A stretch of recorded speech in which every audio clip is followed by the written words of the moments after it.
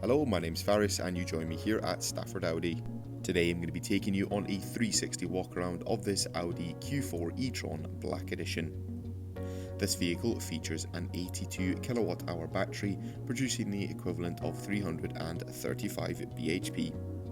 This example comes finished in the lovely metallic paint colour Navarra Blue. Across the front of the vehicle we'll find a set of matrix LED headlamps with LED daytime driving lights.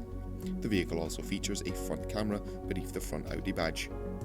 Down below the vehicle sits on a set of 21-inch alloy wheels coming in a 5-spoke design. Towards the rear of the vehicle we'll find some privacy glass for the rear windscreen, and helping you park and manoeuvre, the vehicle features a set of rear parking sensors as well as a rear camera. Opening up the tailgate reveals a large and spacious boot area complete with a parcel shelf. And for the rear passengers there is a comfortable 3-seater bench with a folding armrest in the middle as well as some rear heater controls.